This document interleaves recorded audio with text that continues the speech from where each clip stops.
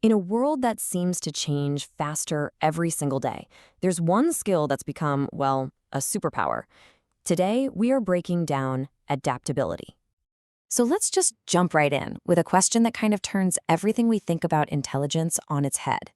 For generations, we've been taught that the smartest people are the ones with all the answers, right?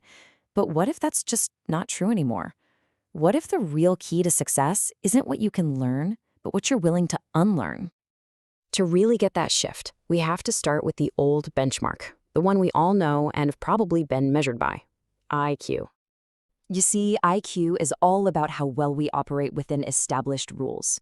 It measures things like memory, logical reasoning, and spotting patterns based on stuff we already know.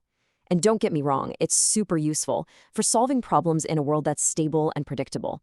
Think of your IQ as a perfect, incredibly detailed map. It's fantastic, as long as the world it's describing stays exactly the same. But here's the thing. Our world isn't stable. The landscape is literally shifting under our feet, and those old perfect maps, they're becoming useless. So what do you do when the map is useless? You need a compass. And in this new, unpredictable world, our compass has a name: Adaptability Intelligence, or AQ. AQ has nothing to do with what you already know. It's all about how you handle what you don't know. It's the skill of letting go of old, outdated information, actually embracing change, and, finding your way forward even when the path is completely foggy. And when you put them side by side, the difference is just stark. Where IQ is static and all about knowing, AQ is dynamic and all about evolving.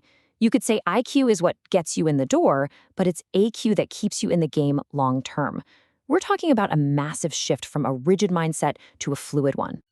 Okay, I get it. This might all sound a bit abstract. So let's look at what this actually means in the real world. Let's look at a few examples of this whole unlearning and relearning thing in action. Okay, first up, picture an athlete who gets a really serious injury. To make a comeback, they can't just go back to their old habits. To actually get back in the game, they have to consciously unlearn all the bad habits their body developed to compensate for the injury. Then they have to painstakingly, step by step, rebuild the correct form from the ground up. It's a painful process of adaptation, and their whole career depends on it. Now let's scale this up to a huge company. For years, Adobe completely dominated the market by selling software in a box. That was their whole identity, their entire business model. But they saw the writing on the wall. They saw the landscape changing. So they did something incredibly brave. They unlearned their successful model and pivoted to the subscription-based Creative Cloud. It was this massive, risky shift, and it paid off big time. And it's not just about business models, it's about culture too. For a long time, Microsoft's biggest obstacle was itself. They had a reputation for being a company of know-it-alls.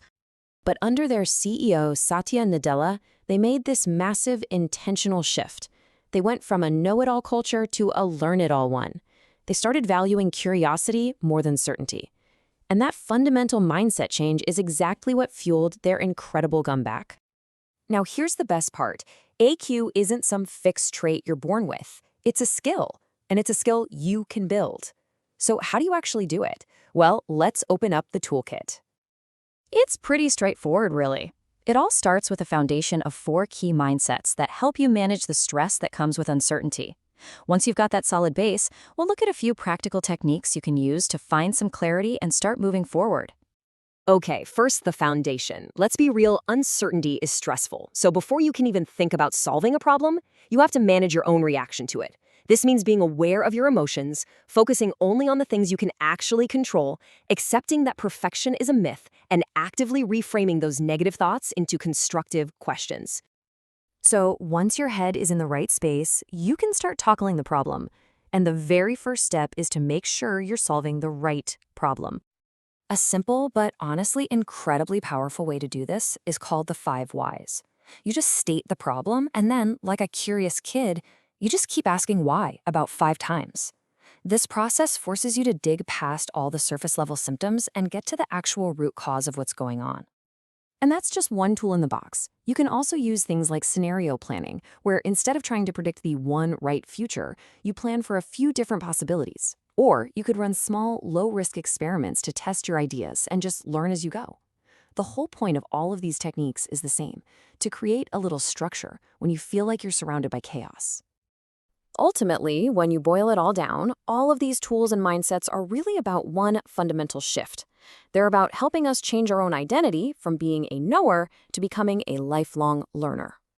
It really comes down to this. IQ helps you play the game really well. AQ is what helps you recognize when the entire game has changed, and then it helps you figure out the new rules. So I'll leave you with this question to chew on. In your career, in your life, what map are you still holding on to? What old piece of knowledge, what assumption, or what habit do you need to let go of to truly adapt and move forward?